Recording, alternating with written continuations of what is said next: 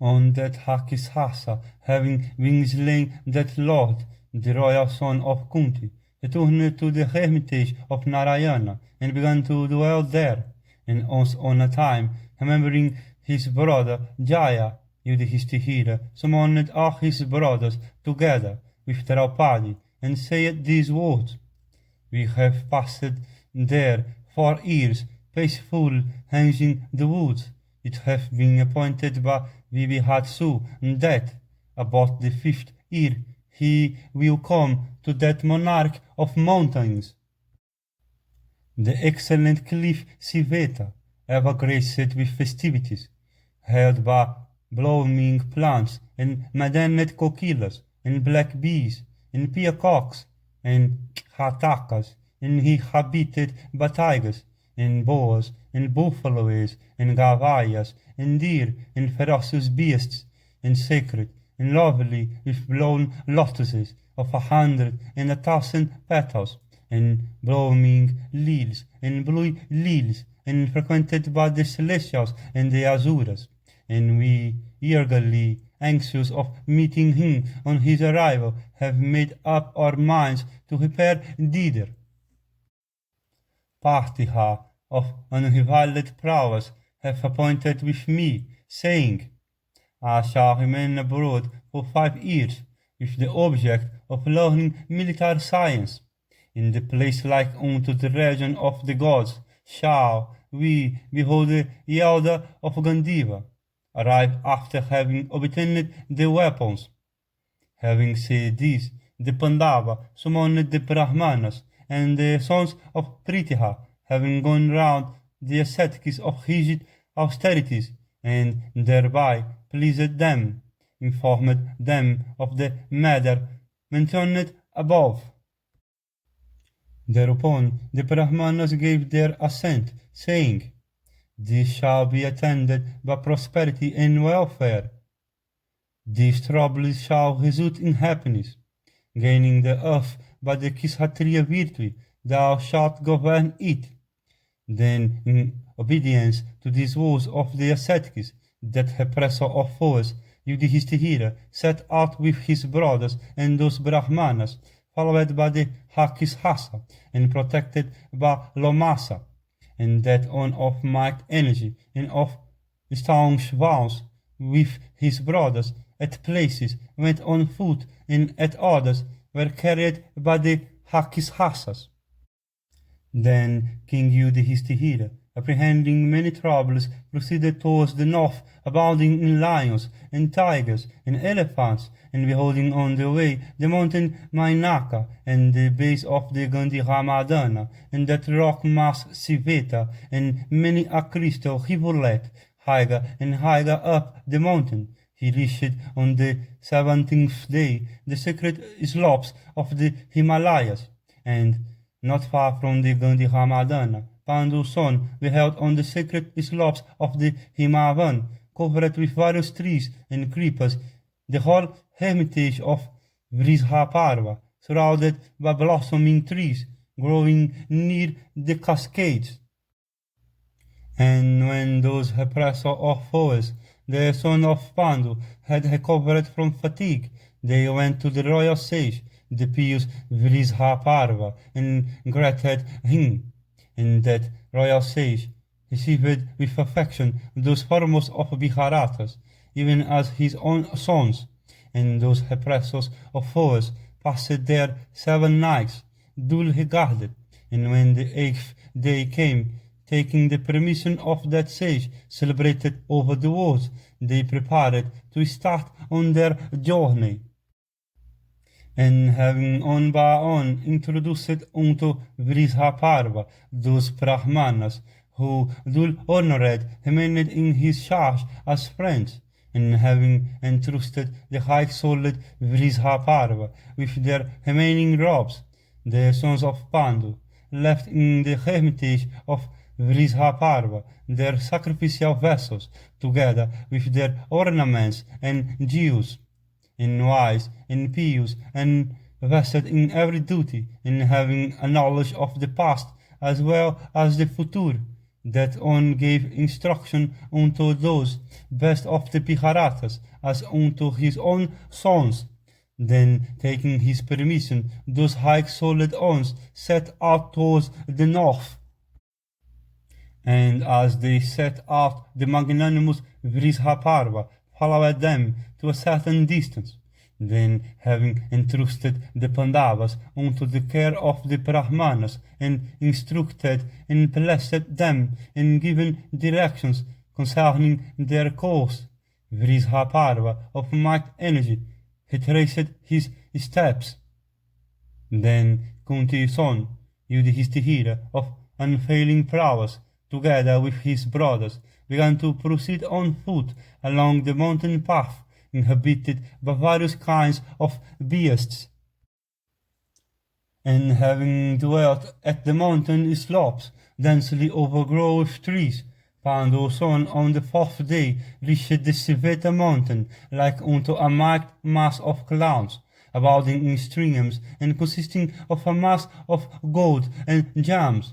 And taking the way directed by Vrishaparva, they reached on by on the intended places, beholding various mountains, and over they passed with ease many inaccessible rocks, and exceedingly impassable caves of the mountain. And the Haumia, and Krishna, and the Partihas, and the might sage Lomasa went on in a body, and none grew tired. And those highly fortunate ones arrived at the sacred and mighty mountain, resounding with the cries of birds and beasts, and covered with various trees and creepers, and inhabited by monkeys and homunci, and furnished with many lotus lakes, and having marshes and extensive forests. And then with their down standing erect, they saw the mountain Gandhihamadana, the abode of King Purusas, frequented by Siddhas and Haranas, and hanged by Vidyadhiharis and Kinnaris, and inhabited by herds of elephants, and thronged with lions and tigers, and resounding with the roar of Sarabihas, and attended by various beasts. And the warlike sons of Pandu gradually entered into the forest of the Gandhihamadana, like unto the Nandana gardens, delightful to the mind and heart, and worthy of being inhabited, and having beautiful groves. And as those heroes entered with Draupadi and the high-souled Brahmanas, they heard notes uttered by the mouths of birds, exceedingly sweet and graceful to the ear, and causing delight, and dulcet, and broken by reason of excess of animal spirits.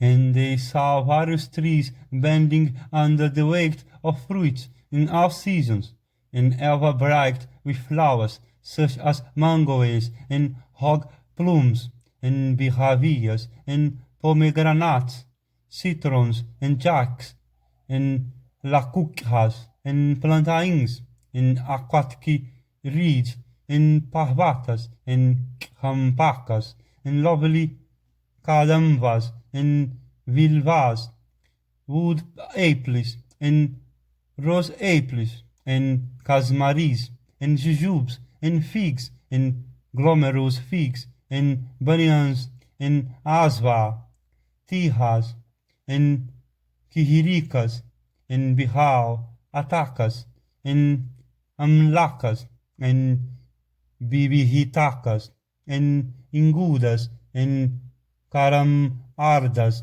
and tindukas of lush fruits. These and many others on the slopes of the Gandhihamadana, clustered with sweet and nectarine fruits, and besides these they beheld hampakas, and asokas, and ketakas, and vakulas, and punangas, and sapitaparnas, and karnikaras, and patals, and beautiful kutajas, and mandaras, and lotuses, and parijatas, and Covidaras, and Devadarus, and Salas, and Palmyra palms, and Tamalas, and Pipalas, and Salmalis, and Kingsukas, and Singisapas, and Sarallas, and these were inhabited by Hakoras, and woodpeckers, and Hatakas, and various other birds, singing in sweet tones, pleasing to the ear. And they saw lakes beautiful on all sides with aquatic birds, and covered all around with cumudas, pundaricas, cocanadas, utipalas, calharas, camalas, and thronged on all sides with drakes and rude geese, and ospreys, and goose, and carandavas, and plavas, and swans, and cranes, and sihags, and other aquatic birds. And those foremost of men saw those lotus lakes beautified with assemblages of lotuses, and hissing with the sweet hum of bees, glad and drowsy on account of having drunk the intoxicating honey of lotuses, and reddened with the farina falling from the lotus coops. And in the groves they beheld with their hands peacocks maddened with desire, caused by the notes of clown trumpets, and those wood-loving, glad peacocks, drowsy with desire, were dancing, spreading in dalliance their gorgeous tails, and were crying in melodious notes. And some of the peacocks were sporting with their mates on cutaja trees covered with creepers, and some sat on the bogs of the cutajas, spreading their gorgeous tails, and looking like crowns worn by the trees. And in the glades they beheld the graceful Sindhuvaras like unto the darts of Cupid. And on the summits of the mountain they saw blooming carnicaras, bearing blossoms of a golden hue, appearing like earrings of excellent make. And in the forest they saw blossoming curuvacas, like unto the shafts of Cupid, which smiteth on with desire, and maketh him uneasy. And they saw tilacas, appearing like unto beauty spots, painted on the forehead of the forest. And they saw mango trees graced with blossoms, hummed over by black bees, and serving the purpose of Cupid shafts. And on the slopes of the mountain there were diverse blossoming trees, looking lovely, some bearing flowers of a golden hue, and some of the hue of the forest conflagration, and some red, and some sable, and some green like unto lapises. And besides these there were ranges of salas, and tamalas, and patalas, and vacula trees, like unto garlands put on by the summits of mountain. Thus, gradually beholding on the slopes of the mountain many lakes, looking transparent like crystal, and having swans of white plumage, and resounding with cries of cranes, and filled with lotuses and lilies, and furnished with waters of delicious hue, and beholding fragrant flowers, and luscious fruits, and romantic lakes, and captivating trees, the Pandavas penetrated into the forest with eyes expanded with wonder, and they were fanned by the breeze of balmy hue, and perfumed by kamalas, and utipalas, and kalharas, and pundarikas. Then Yudhishthira pleasantly spake unto Bhishma, saying, Beautiful is the forest of the Gandhimadana. In this romantic forest there are various heavily blossoming lion trees and creepers, bedecked with foliage and fruit. Nor are there any trees that do not flower. On these slopes of the Gandhimadana all the trees are of sleek foliage and fruit, and beholding how these lotus lakes with full-blown lotuses and ringing with the hum of black bees are being agitated by elephants with their mates. Behold another lotus lake girt with lines of lotuses, like unto a second tree in an embodied form, wearing garlands. And in this excellent forest there are beautiful hangs of woods, rich with the aroma of various blossoms, and hummed over by the black bees. And behold on all sides the excellent sporting ground of the celestials.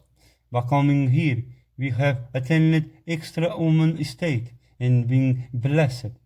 On these slopes of the Gandhika Madana, yon beautiful blossoming trees, being embraced by creepers with blossoms at their tops, look lovely.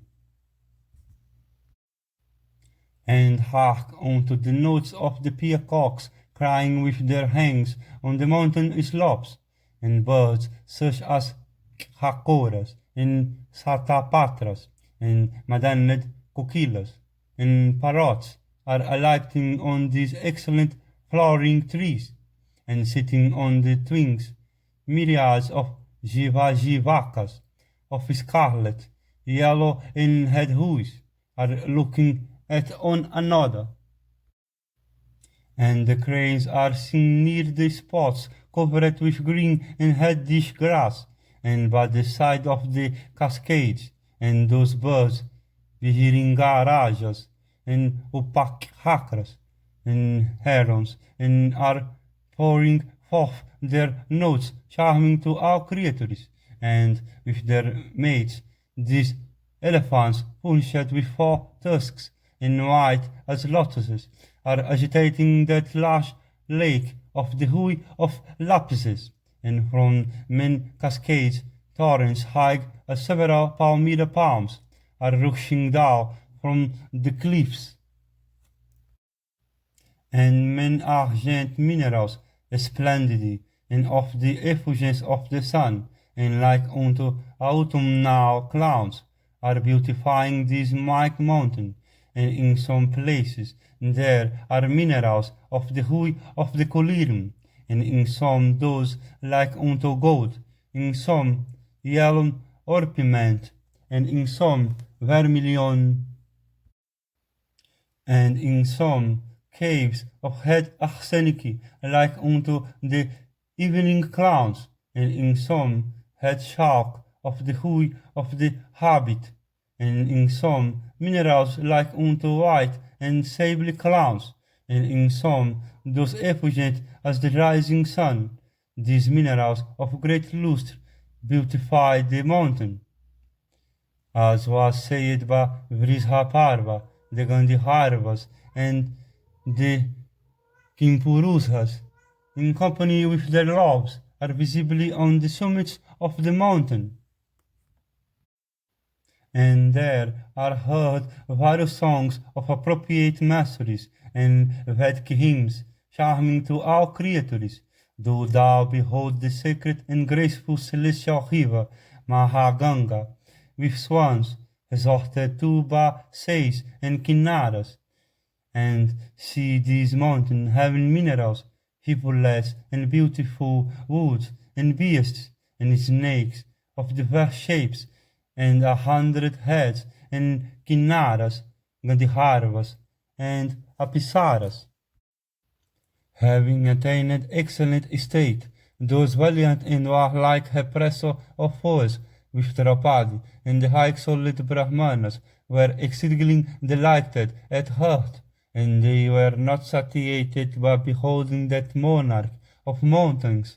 Thereafter they saw the hermitage of the royal sage Archisena, furnished with flowers, and trees bearing fruits. Then they went to Archisena, vested in all duties of rigid austerities, skeleton-like, and having muscles bare. Having approached that on whose sins had been consumed by asceticism, Yudhishthira announced his name and gladly greeted him, bending his head. And then Krishna and Bhima and the devout twins, having bowed down their heads unto the royal sage, stood surrounding him. And that priest of the Pandavas, the virtuous the Jaumia, duly approached that vow-observing sage. And by his prophetic eye, that virtuous Muni had already known those foremost of the Kurus, the sons of Pandu. And he said unto them, Be ye seated. And that on of his austerities, after having duly received that chief of the Kurus, when the latter with his brothers had seated himself, inquired after his welfare, saying, Dost thou not turn thy inclination upon untruth, and art thou intent upon virtue, and have not thy attention to thy father and thy mother diminished? Are all thy superiors and the aged, and those versed in the Vedas, honored by thee? And dost thou not turn thy inclination unto sinful acts, and dost thou properly know how to perform meritorious acts and to eschew wicked deeds? Dost thou not exalt thyself, and are pious men gratified being honored by thee? And even dwelling in the woods, dost thou follow virtue alone? And doth not the Jaumia grieve at thy conduct? Dost thou follow the customs of thy ancestor by charity and religion's observances, and asceticism, and purity, and candor, and forgiveness? And dost thou go along the way taken by the royal sage, on the birth of her son in their lines, the Pitris in their regions, both love and grief, thinking, Will the sinful acts of the son of earth harm us, or will meritorious deeds conduce to our welfare? He conquereth both the worlds, that payeth homage unto his father, and mother, and preceptor, and Agni, and fifthly the soul. Yudhishthira said, Those duties have been mentioned by thee as excellent, to the best of my power. I do and properly discharge them.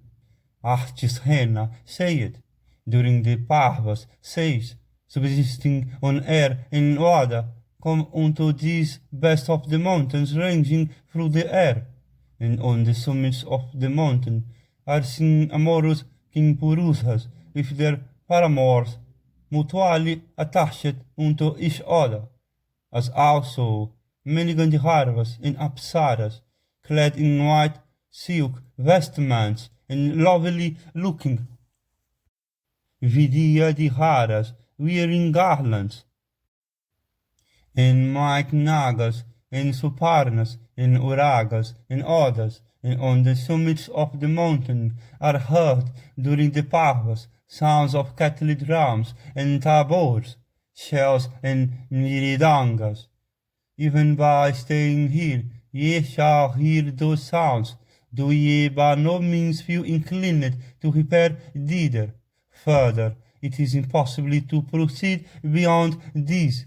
That place is the sporting region of the celestials. There is no access thither for mortals. At this place our creators bear ill will too, and the Rakshasas chastise that man who committeth aggression, be it ever so little. Beyond the summit of this Kailasa cliff is seen the path of the celestial sage. If any one through imprudence goeth beyond this, the Rakshasas slay him with iron darts and other weapons. There, during the Parvas, he that goeth about on the shoulders of men, even Vaisravana, is seen in pomp and grandeur surrounded by the Apsaras. And when that lord of all the Rakshasas is seated on the summit, our creators behold him like unto the sun arising. That summit is the sporting garden of the celestials, and the Danavas, and the Siddhas, and Vaisravana, and during the Parvas, as Tumburu entertaineth the Lord of Treasuries, the sweet notes of his song are heard all over the Gandhi-Ramadana. Here, during the Parvas, all creatures see and hear marvels like these. Till ye meet with Arjuna, do ye stay here, partaking of Lucius' fruit, and the food of the mornings? Thou hast come hither, do thou not betray an impertinence, and after living here at thy will, and diverting thyself as thou listest, thou wilt at length rule the earth, having conquered it by the force of thy arms. Janamejaya said, How long did my great-grandsires, the high-souled sons of Pandu, of much less prowess, dwell in the Gandhi-Ramadana mountain? And what did those exceedingly powerful ones, gifted with manliness, do? And what was the food of those high-souled ones, when those heroes of the wars dwelt? Do thou relate about these? Do thou describe the prowess of Bhishmasena, and what that might-armed one did in the mountain Himalayan? Surely he did not fight again with the Yakshas, and did they meet with Vaisravana? Surely, as Artisena said, the Lord of Wealth cometh thither. All these I desire to hear in detail. Surely I have not yet been full satisfied by hearing about their acts. Having heard from that on of incomparable energy, that advice conducive to their welfare, those foremost of the Biharatas began to behave always accordingly. Those best of men, the Pandavas, dwelt upon the Himavan, partaking of the food eaten by the mornings, and Lucius' fruit, and the flesh of deer killed with unpoisoned shafts, and various kinds of poor honey. Living thus, they passed the 5th year, hearing to various histories told by Lomasa, saying, I shall be present when occasion ariseth. Gihato together with all the Hakishasas, had these already gone away. Those magnanimous ones passed many months in the hermitage of Artisherna, witnessing many marvels, and as the Pandavas were sporting there pleasantly, there came to see them some complacent while observing Munis and Kharanas of high fortune and poor souls, and those foremost of the Biharata race conversed with them on earthly topics. And it came to pass that, when several days has passed, Suparna, all of sudden, carried off an exceedingly powerful and mighty Naga, living in the large lake, and thereupon that mighty mountain began to tremble, and the giant trees break, and all the creatures and the Pandavas witnessed the wonder. Then from the brow of that excellent mountain, the wind brought before the Pandavas various fragrant and fair blossoms, and the Pandavas and the illustrious Krishna, together with their friends, saw those unearthly blossoms of 5 hues. And as the might-armed Bhishmasena was seated at ease upon the mountain, Krishna addressed him, saying, In the presence of all the creatures, these flowers of 5 hues, carried by the force of the wind, raised by Suparna, are falling in Amain on the river Asvahatiha. In Kihandava, thy high-souled brother, firm in promise, had baffled Gandhiharvas and Nagas, and Vasava himself, and slay fierce Hakishasas, and obtained the bow Gandiva. The art of exceeding prowess, and the might of thy arms is great, and irrepressibly, and unvariably, like unto the might of Sakra. Terrified with the force of thy arms, let all the Hakishasas betake themselves to the 10 cardinal points, leaving the mountain. Then will thy friends be freed from fear and affliction, and behold the auspicious summit of this excellent mountain, furnished with variegated flowers. I have for long cherished this thought in my mind, that, protected by the might of thy arms, I shall see that summit.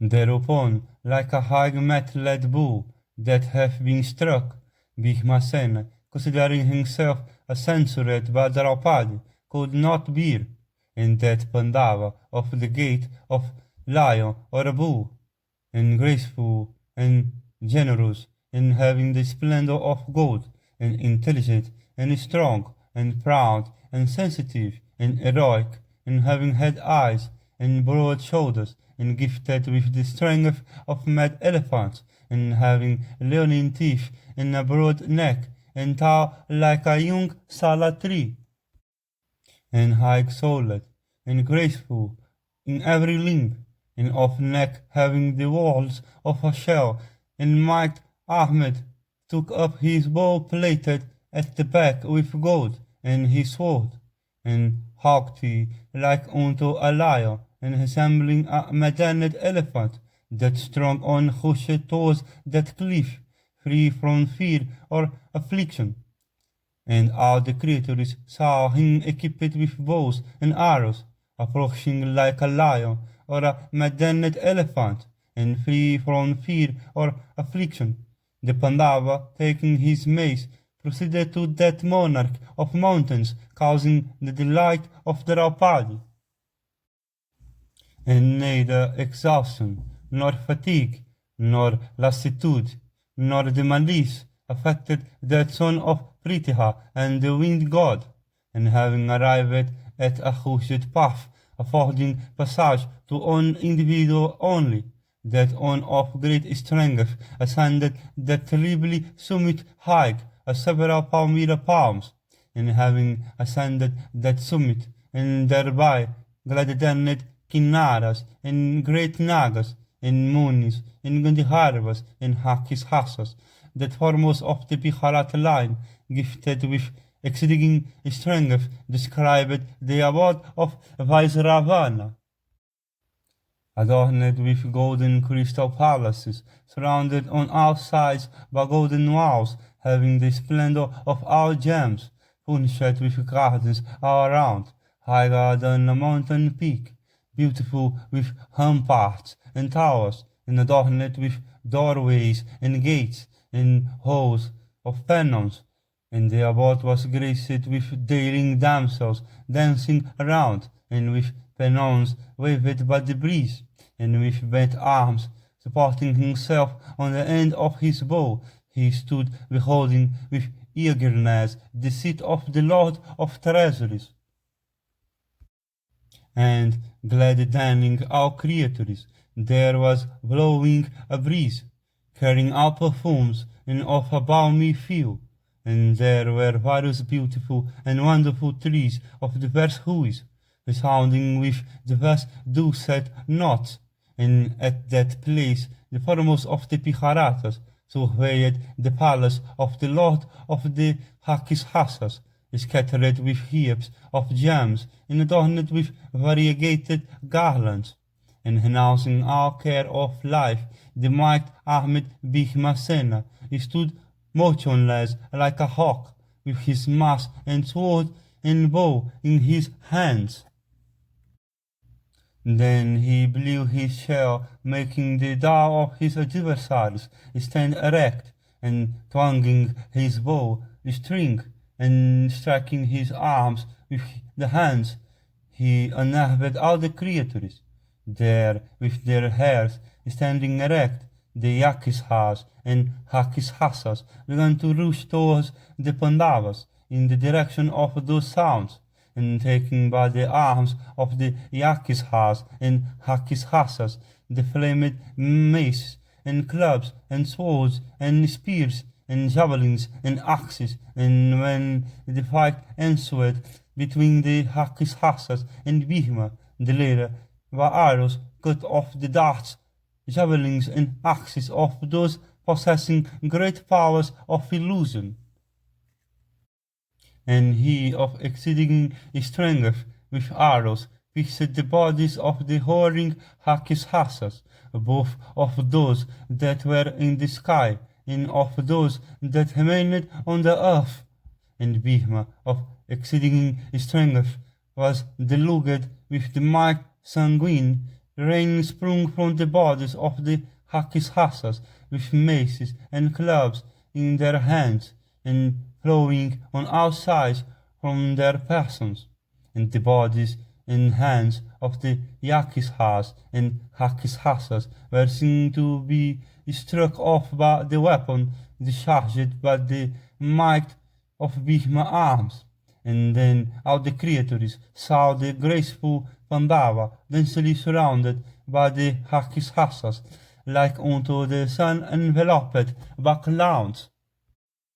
And even as the sun surrounds everything with his rays, that might armed and strong on of unfailing prowess covered all with arrows, destroying foes, and outdog, menacing and uttering yells, the Rakshasas did not see Bhima embarrassed.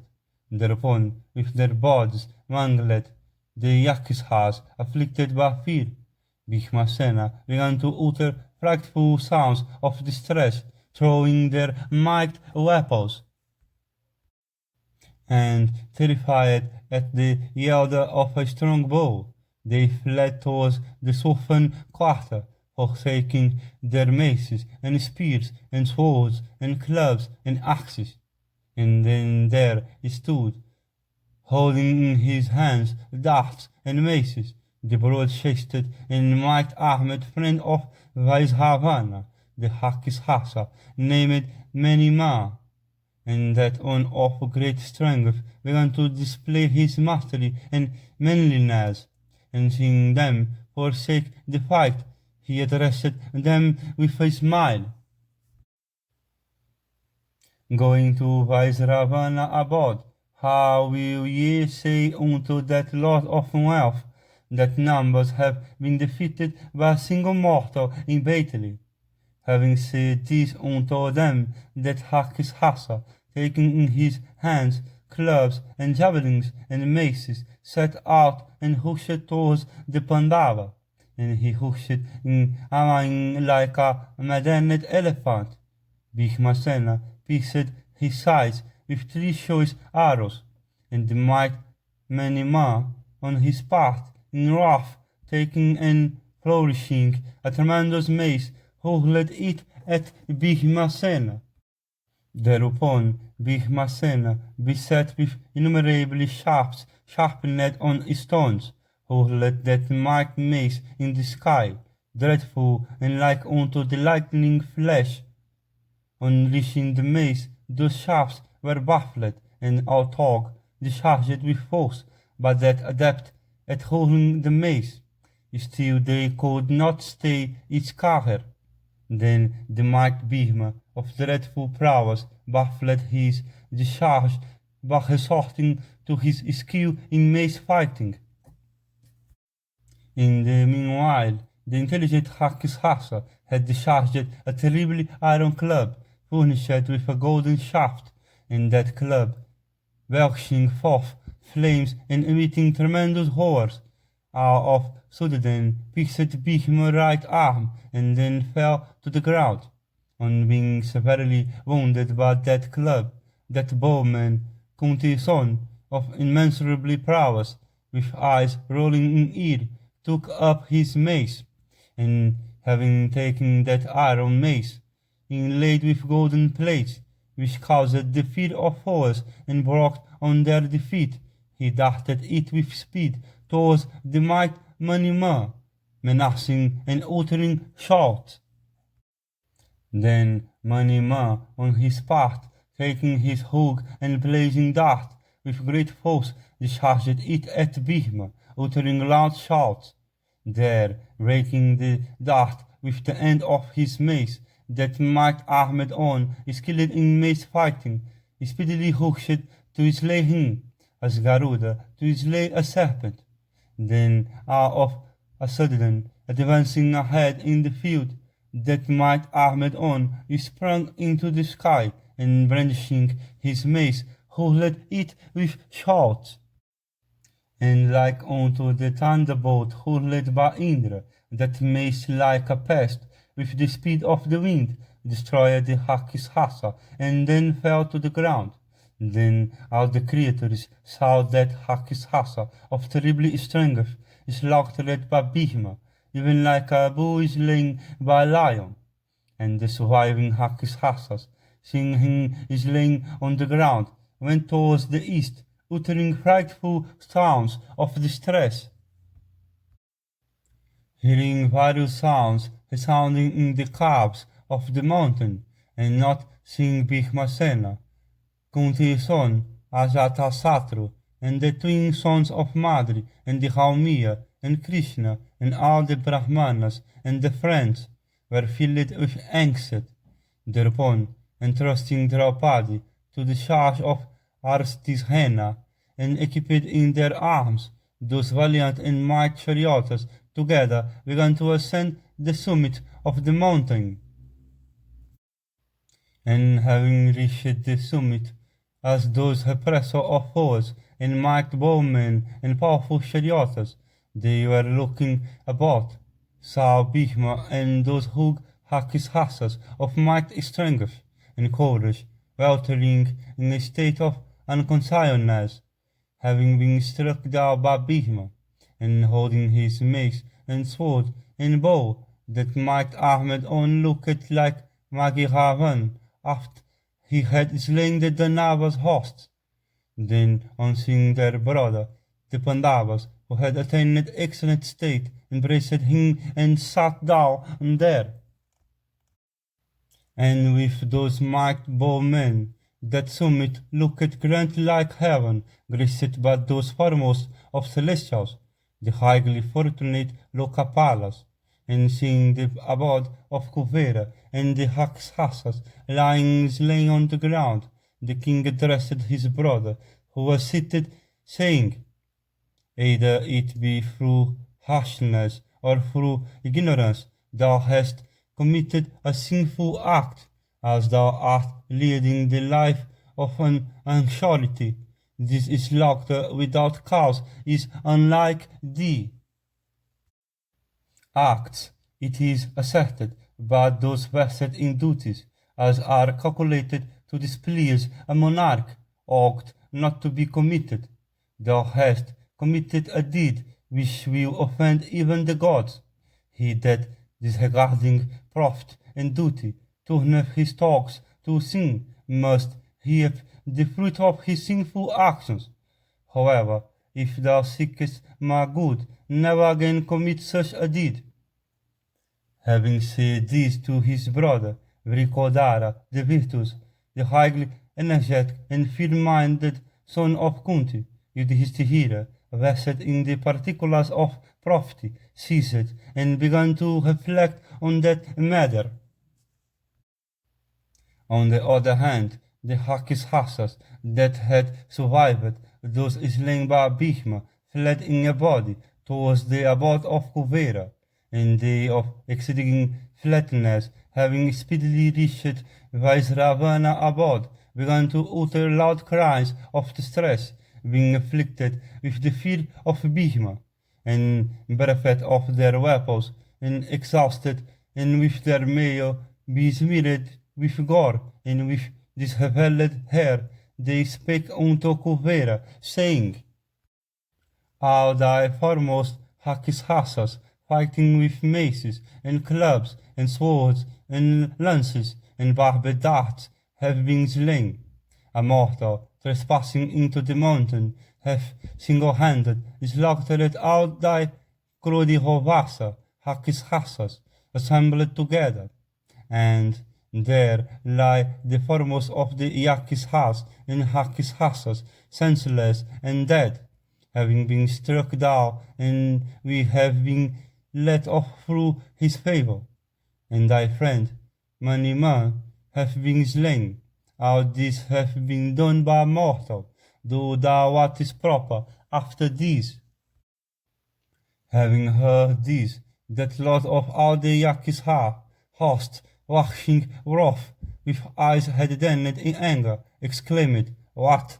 In hearing of Bhishma's second aggression, that lord of treasuries, the king of the Yakshas, was filled with wrath, and said, "Yok, there, unto a car of hue of dark clouds, and high as a mountain summit, the yoked steeds, having golden garments, and on being yoked unto the car, those excellent horses of his, graced with every noble quality, and furnished with 10 auspicious curls of hair, and having energy and strength, and adorned with various gems, and looking splendidly, as if desirous of speeding like the wind, began to nag at each other, the nagging emitted at victory.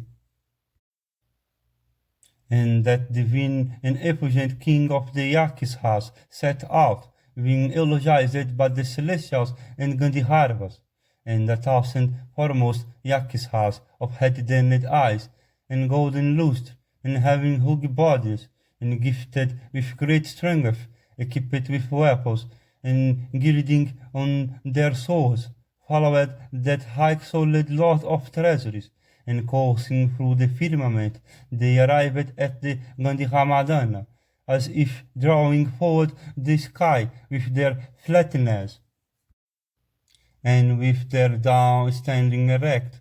The Pandavas saw that large assemblage of horses, maintained by the Lord of Wealth, and the high-souled and graceful Kuvera himself, surrounded by the Yaksha hosts, and seeing those mighty chariots, the son of Pandu, possessed of great strength, equipped with bows and swords, Kuvera was delighted, and he was pleased at heart, keeping in view the task of the celestials, and like unto birds, they gifted with extreme celerity, alighted on the summit of the mountain, and stood before them, with the Lord of treasuries at their head. Then, seeing him pleased with the Pandavas, the Yakshas and the Gandharvas stood there, free from agitation.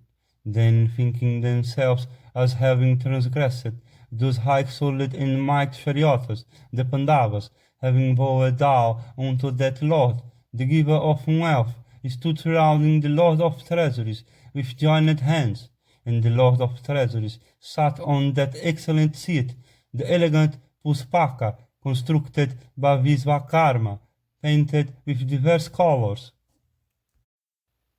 and thousands of Yakshas and Hakshasas, some having hug frames, and some ears resembling pegs, and hundreds of Gandharvas and hosts of Apsaras sat in the presence of that unseated, even as the celestials sit surrounding him of 100 sacrifices, and wearing a beautiful golden garland on his head, and holding in his hands his nose and sword and bow.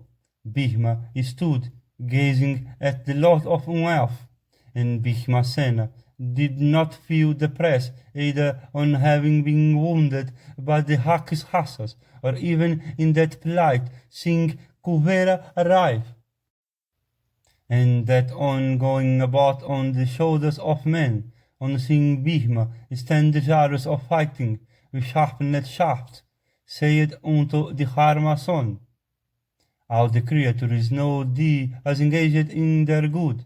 Do thou, therefore, with thy brothers, fearlessly dwell on the summit of the mountain, and be thou not angry with Bhishma." These Yakshas and Rakshasas had already been slain by destiny. Thy brother hath been the instrument merely, and it is not necessary to feel shame for the act of imprudence that hath been committed. This destruction of the Rakshasas had been foreseen by the gods. Entertain no anger towards Bhishmasena. Rather, I am pleased with him. Nay, even before coming here, I had been gratified with this deed of Bhishma.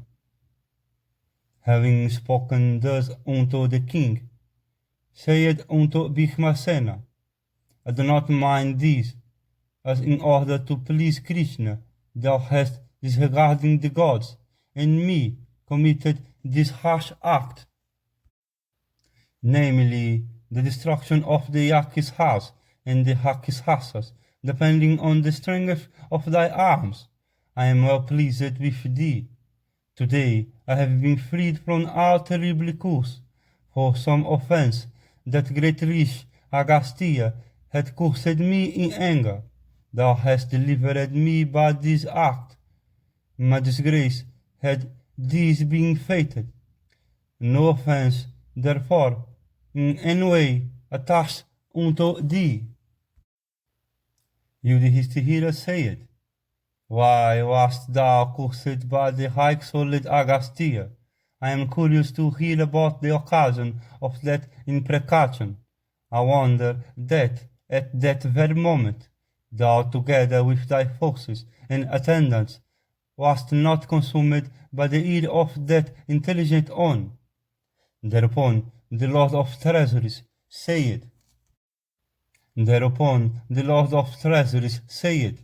At Kusastihali, once there was held a conclave of the gods, enshrouded by gram-visaged Yakshas, numbering 300 Mahapadmas, carrying various weapons.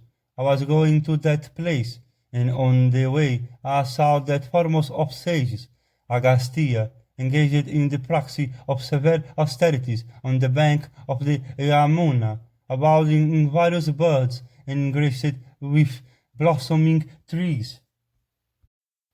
And immediately on seeing that mass of energy, flaming and brilliant as fire, seated with upraised arms, facing the sun, my friend, the graceful lord of the Rakshasas, Manima, from stupidity, foolishness, hauteur, and ignorance, discharged his excrement on the crown of that Mahasi. Thereupon, as if burning all the cardinal points by his wrath, he said unto me, Since, in thy very presence, disregarding me, this thy friend hath thus affronted me, he, together with thy forces, shall meet with destruction at the hands of a mortal. And thou, being distressed on account of thy fallen soldiers, shalt be freed from thy sin on beholding that mortal. If they follow thy behests, their powerful sons shall not incur by this dreadful curse. This curse I received formerly from that foremost of riches. Now have I been delivered by thy brother Bhishma. The Lord of Treasuries said, Patience, ability, time and place and prowess, these five lead to success in human affairs.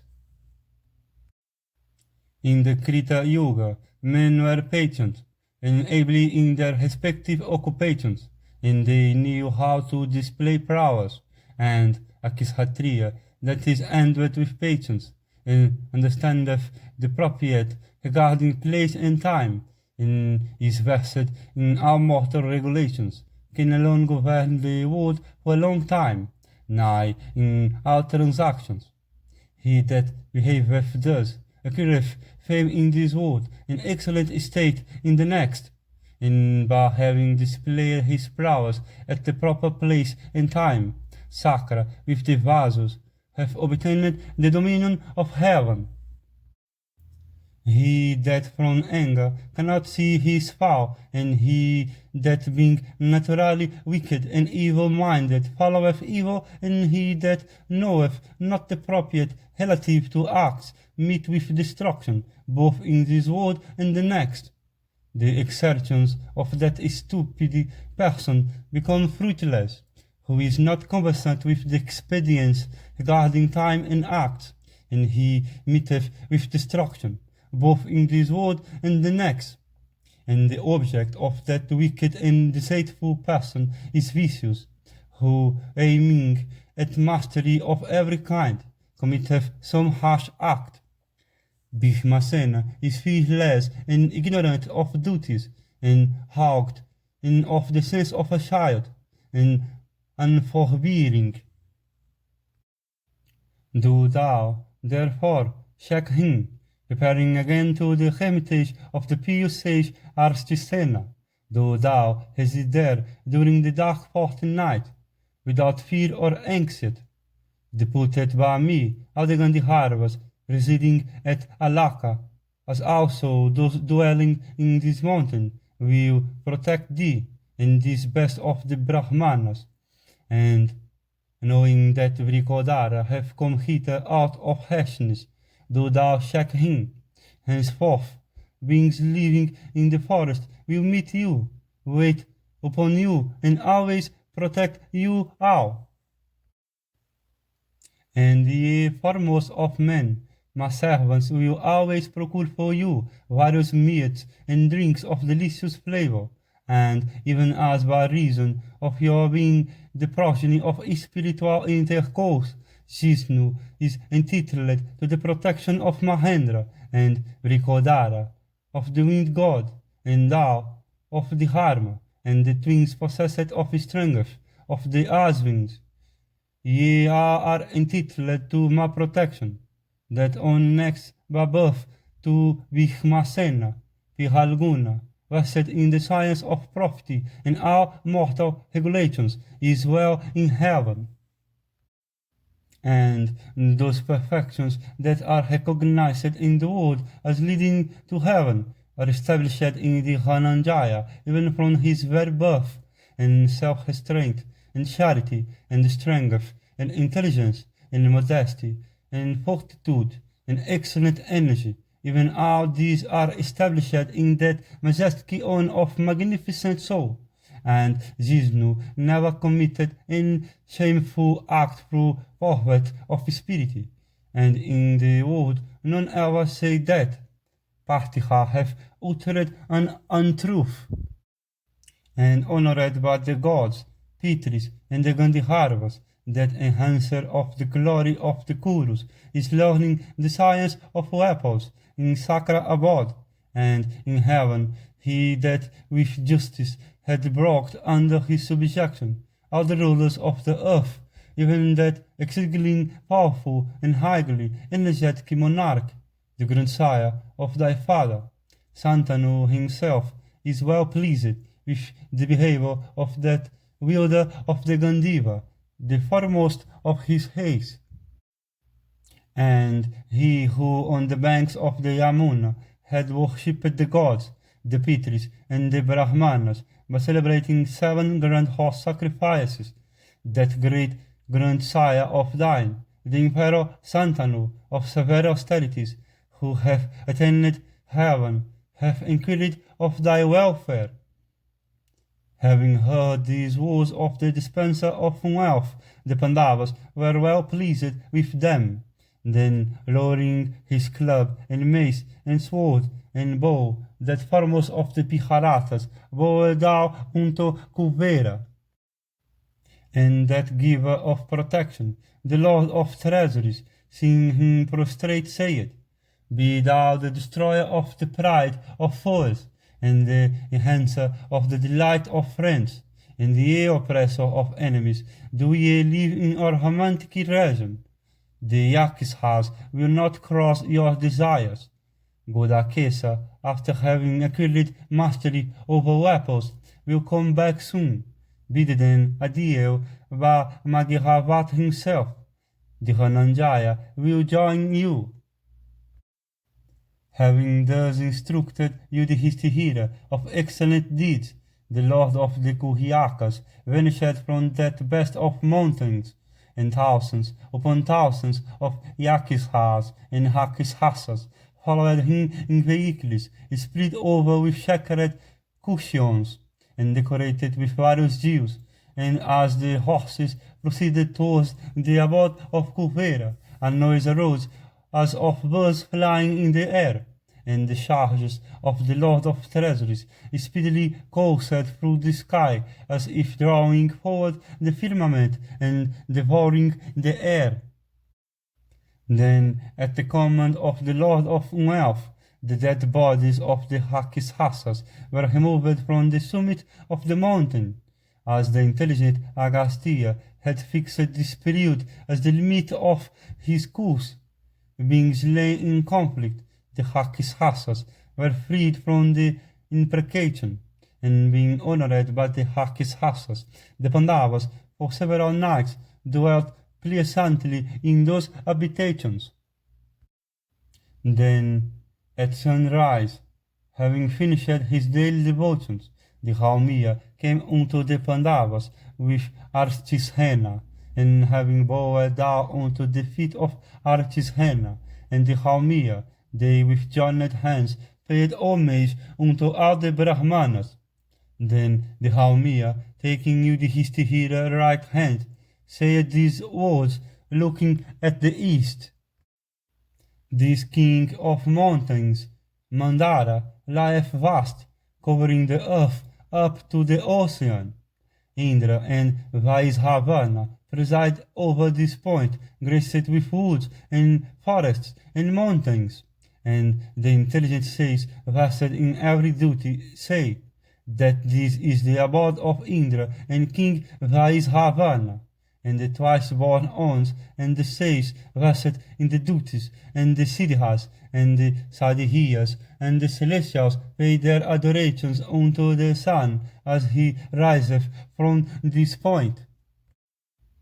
And that Lord of all living beings, King Yama, conversant with duty, presideth over yonder southern region, whither come the spirits of the departed. And this is Sanyamana, the abode of the Lord of departed spirits, sacred and wonderful to behold, and crowned with prime prosperity. And the intelligent ones called that monarch of mountains, Asta. Having arrived at this, their son ever abideth by the truth. And King Varuna protects all creatures, abiding in this king of mountains, and in the vast deep. And there, illumining the northern regions, lieth the puissant Mahameru, auspicious and the refuge of those knowing Brahma, where is the court of Brahma, and remaining where that soul of all creatures, Prajapati, have created all that is mobile and immobile. And the Mahameru is the auspicious and healthfully abode even of the 7 mind-born sons of Brahma, of whom Dakisha was the 7th. And here it is that the 7 celestial rishis with Vasistha at their head rise and set. Behold that excellent and bright summit of the Meru, where sitteth the great Jaya with the celestials help in self-knowledge.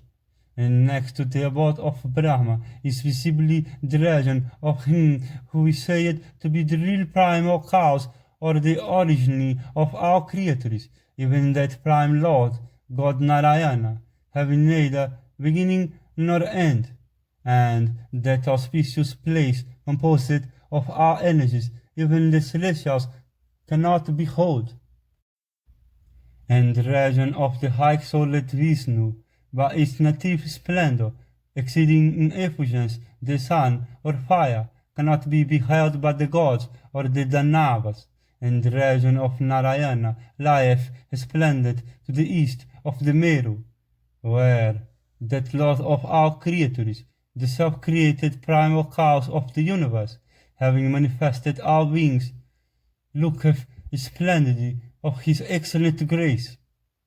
Not to speak of the Maharshis, even Brahmarshis have no access to that place, and it is the Yatis only who have access to it. And luminaries cannot shine by him. There that Lord of inconceivable soul alone shineth transcendental. There by reverence and severe austerities, Yatis in spirit by virtue of pious praxis attain Narayana, Hari, and appearing thither, and attaining that universal soul, the self-created and eternal God of gods, high-souled ones of yoga success, and free from ignorance and pride, have not to return to this world. This region is without beginning or deterioration or end, for it is the very essence of that God, and the sun and the moon every day go round this mirror, coursing in an opposite direction. And the other luminaries go round this king of mountains in the self-same way. Thus the worship sun, who dispelleth darkness, goeth round these, obscuring other luminaries. Then having set and passed the evening, that maker of day, the sun, taketh an awfully course. Then again, nearing the mirror, the divine sun, intent on the good of our beings, again courseth facing the east. And in this way the divine moon, together with the stars, goeth round this mountain, dividing the month into several sections. By his arrival at the Parvas, having thus unerringly coursed round the mighty mirror, and nourished all creatures, the moon again repaireth unto the mandar. In the same way, that destroyer of darkness, the divine sun, moveth on this unobstructed path, animating the universe. When desirous of causing dew, he repaireth to the south. Then there ensueth winter to all creatures. Then the sun, turning back from the south, by his rays, draweth up the energy from all creatures, both mobile and immobile. Thereupon men become subject to perspiration, fatigue, drowsiness, and lassitude, and living beings always feel disposed to slumber. Thence, returning through unknown regions, that divine effulgence uncauseth shower, and thereby reviveth beings, and having by the comfort caused by the shower, wind, and warmth, cherished the mobile and the immobile, the powerful sun resumeth his former course. Hanging thus, the sun unerringly turneth on the wheel of time, influencing created things. His course is unceasing, he never hasteth. Withdrawing the energy of all beings, he again hendereth it back, dividing the time into day and night, in Kala and Kastiha, that Lord, the Sun, dealeth life and motion to all created things. Dwelling in that best of mountains, those high-souled ones, observing excellent vows, felt themselves attracted and diverted themselves eager to behold Arjuna. And multitudes of Gandharvas and Maharshis gladly visited those energetic ones, possessing prowess of chase desires, and being the foremost of those endowed with truth and fortitude, and having arrived at that excellent mountain, furnished with trees bearing blossoms, those mighty charioteers were exceedingly delighted, even as the Marutas, on arriving at the celestial regions, and experiencing great exhilaration, they lived, seeing the slopes and summits of that mighty mountain, filled with flowers and resonant with the cries of peacocks and cranes.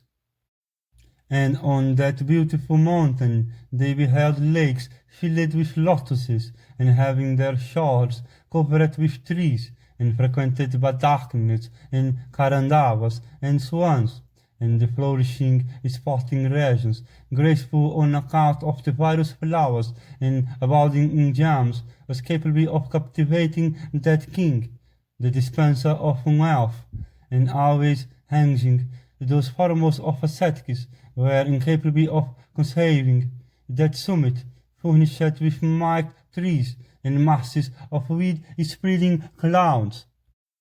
And owing to its native splendor, and on account of the brilliance of the annual plants, there was no difference there between night and day, and staying in the mountain, remaining in which the sun of unrivaled energy cherisheth the mobile and immobile things.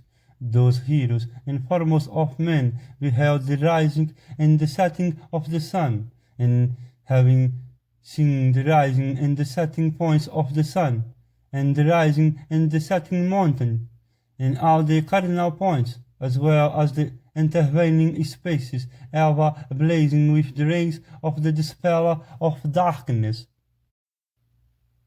Those heroes, in expectation of the arrival of that mighty charioteer, firm in truth, became engaged in reciting the Vedas, practicing the daily rituals, chiefly discharging the religion's duties, exercising sacred vows, and abiding by the truth, and saying, "Let us even here experience delight by joining without delay Arjuna accomplished in arms."